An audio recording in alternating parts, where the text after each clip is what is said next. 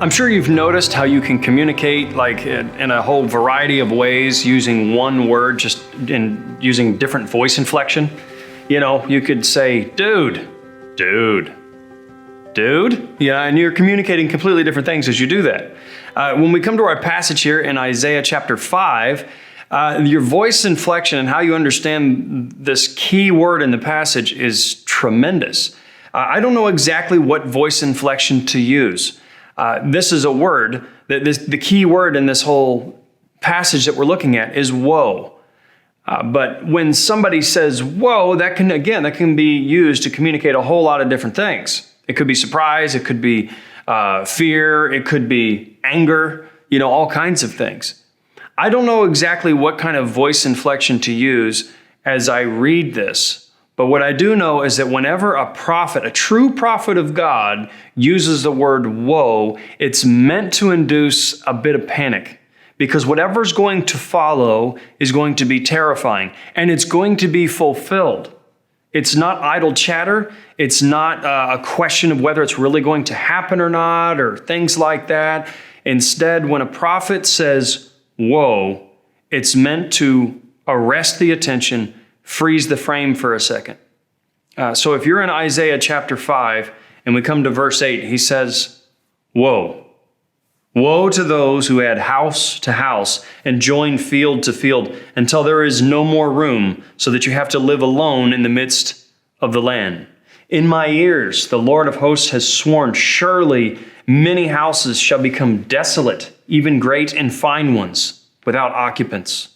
For 10 acres of vineyard will yield only one bath of wine, and a homer of seed will yield but an ephah of grain. So here what we have is that a greedy people who no longer care about the judgments of God is about to be dealt with.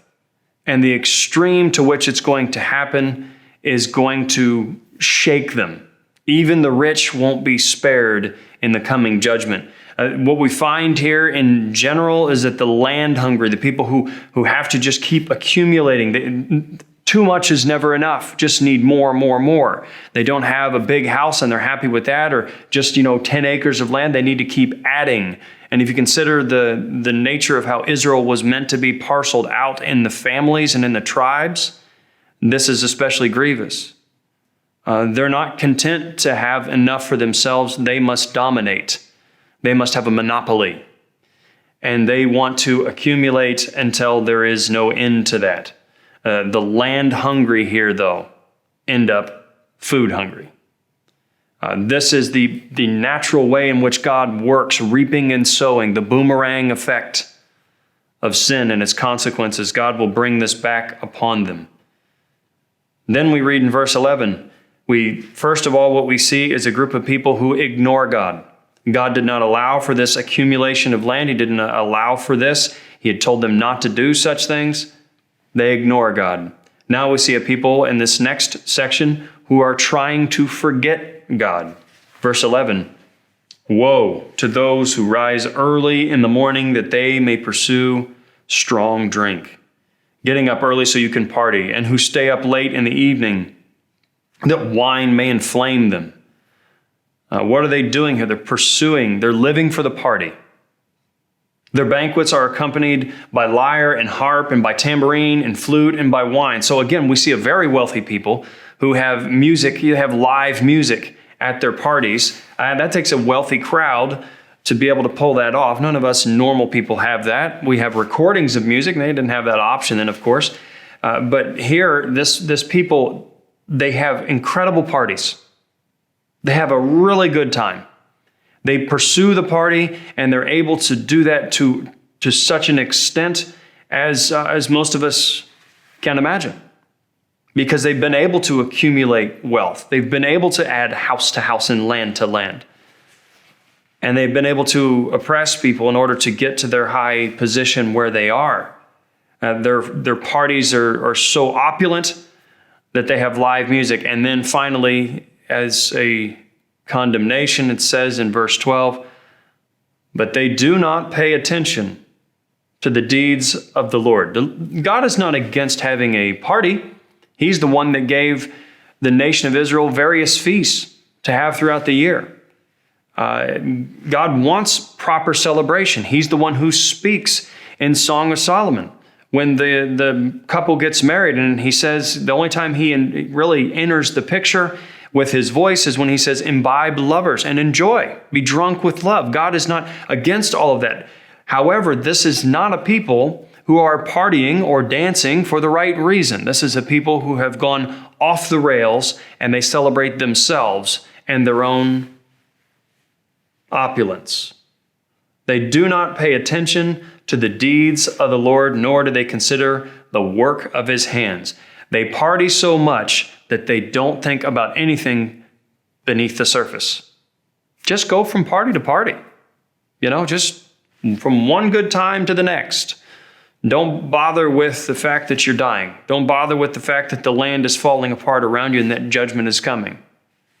Verse 13, continuing, talking about this people who are forgetting God, says, therefore, my people go into exile for their lack of knowledge, and their honorable men are famished, and their multitude is parched with thirst. Again, the irony here is strong. From verse 12, what were this people filled with? A desire to drink alcohol, to party. Now notice how it ends, with them thirsty. God will not abide this. He will not allow this to continue indefinitely. He deals. So the drunks end up thirsty. Verse 14, therefore Sheol, the grave, has enlarged its throat and opened its mouth without measure. And Jerusalem and her splendor and her multitude, her den of revelry and the jubilant within her descend into it. What we have now is a picture of like this big party where they got the music going and they've been drinking and all of that. We see this big party slide down into the grave, slide down into death. This group of people who have an insatiable appetite for more find themselves swallowed up by an appetite bigger than their own. They had a tremendous appetite for pleasure and for fun and for parties, but there's an appetite bigger than that will consume them. And that's the word picture that's painted for us. Jerusalem and her splendor, her whole multitude of people and all their partying descend into Sheol. So the common man will be humbled and the man of importance abased. No one spared. They're all going down into this same conclusion. The eyes of the proud will be abased. God is opposed to the proud, as we know, but he gives grace to the humble. But here what we have is a prophet bringing truth to bear on the minds of the proud who think they can ignore God and they can forget God and do so without consequence. Verse 16, but the Lord of hosts will be exalted in judgment, and the holy God will show himself holy in righteousness. God's not embarrassed about his judgments. Sometimes we, in explaining to people like something like Noah's flood that wiped out the world that then existed, we're embarrassed by the strength of his judgments. We're embarrassed about hell. We struggle to get that out and to declare it rightly as God does. See, God's not embarrassed by those things. Those are not things he's ashamed of. Instead, he's exalted in judgment. He is revealed to be holy, completely holy, as he deals with sin. He's warned, especially this people, he's warned them over and over again. And what they do is they mute the prophets or they kill them. They cast out that voice. They don't want to hear it anymore. Verse 17, after the Lord has dealt with them, it says, then the lambs will graze as in their pasture, and strangers will eat in the waste places of the wealthy. So this people who has done really good at accumulating wealth and power and parties will find that their land is just being overrun by lambs and strangers. It's all taken from them because they failed to acknowledge God. They refused even to acknowledge God. But notice this moral progression or digression continues. They don't just ignore God and then attempt to forget God. Now they mock God. Verse 18, woe to those who drag iniquity with the cords of falsehood and sin as with cart ropes. It's like they can't get enough sinning. So they find as many ways as they can to pull it along with them. They got all this baggage of sin that they're dragging along with them. They're not content with the little that they have. They want to find a way to accumulate even more. They're sin hoarders. Have you ever, taken the time to really clean out a room or help somebody move out of a house and that kind of stuff? You realize how much stuff we hoard. Well, this is worse than that. They don't just have it hidden in a hole somewhere. They have it on a cart and they're carrying it around with them. Woe to such people as these. Verse 19, who say, let him make speed, let him hasten to his work, that we may see it. What are they talking about here? And let the purpose of the Holy One of Israel draw near and come to pass that we may know it. What they're saying is, God's not going to do anything about this. God doesn't care. Isaiah, it's clearly not that big of a deal to him. Look at all the things we've done, and God's not doing anything about it. What mockery. What incredible mockery. And they assume since God is patient, since he is long-suffering, since he is kind, since he is patient beyond measure, that he doesn't care. They assume that God is just like them, he doesn't exist, or whatever. He just doesn't care. So let's mock him. This moral digression continues as they proceed here by verse 20, where he gives them the fourth woe. Now, not only are they mocking God, but they want to remove God. Woe to those who call evil good and good evil, who substitute darkness for light and light for darkness, who substitute bitter for sweet and sweet for bitter. They invert the moral order. We're seeing this, aren't we? The inversion of truth. This is what's right, and this is what's wrong. And people have known that forever. Now we're inverting those things, flipping them over. That's what always happens. There's nothing new under the sun. This is the way of sin in a people, in a nation. It doesn't stay still. Sin doesn't just remain in its place. It's never content. It always wants more. And so we're not content to ignore God. We're not content to then act like he doesn't exist and he doesn't really care. We have to move to places like mockery of him. We have to move to a place where we remove him and we put ourselves up as the moral authority in society. Isn't that what we're doing? We know what's right. We don't need God. Who needs a 2,000-year-old book? Is the way it's said to us these days. Verse 21, they're not content also to remove and mock God. Now they see themselves as God. Woe to those who are wise in their own eyes and clever in their own sight. They don't care about God's moral order. They have found the way to get wealthy. They found the way to power. Isn't this one of the most disgusting things that we have to look at in our society at this point? To see wealthy, powerful people who our government has no intention of bringing down. Not really. If you get enough power, we know this. If you get enough power, you have enough money, you have the right goods on somebody, the right blackmail on somebody, they can't take you down. It's disgusting. It makes you want to pull your hair out because it's a perversion of what is right. This should not be happening. They are wise in their own eyes. They found a way around the moral order. They're the exception to the rule. They're the one who's too big to jail. Verse 22, not only are they wise in their own eyes and clever in their own sight, woe to those who are heroes in drinking wine and valiant men in mixing strong drink. They found a way to be heroes without going to war.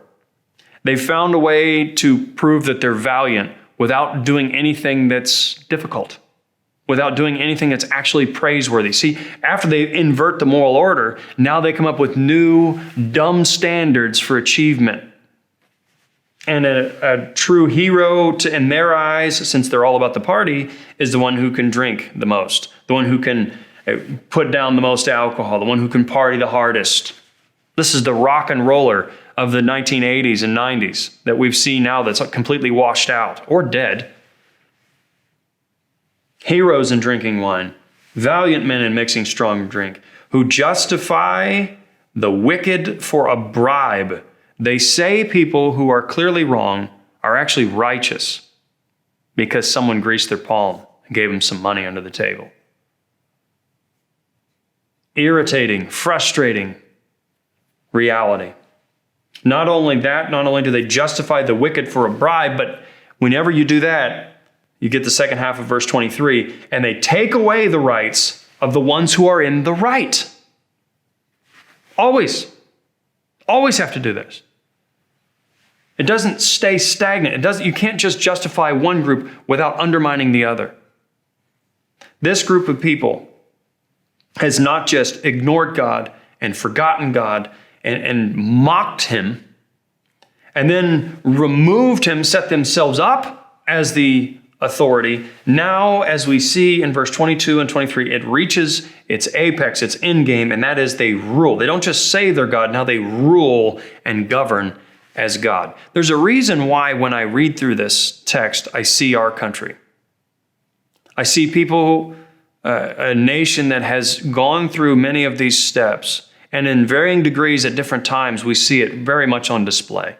This is a frightening reality for anyone who actually regards God, for anyone who actually pays attention to when a prophet says, whoa. So what should our response be? I think it's as simple as prayer. It's as simple as prayer, not just for the nation, but for the church. Prayer for the church to be what she was called to be, a light, a city on a hill.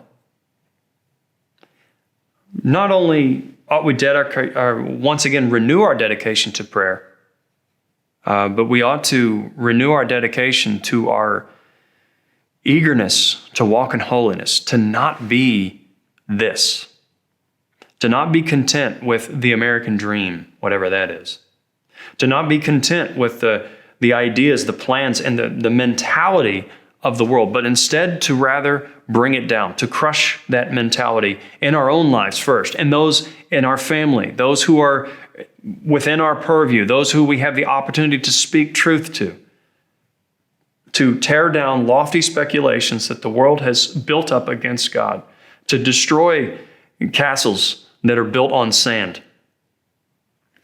We have a great hope, even in the midst of the woes given to us from a prophet.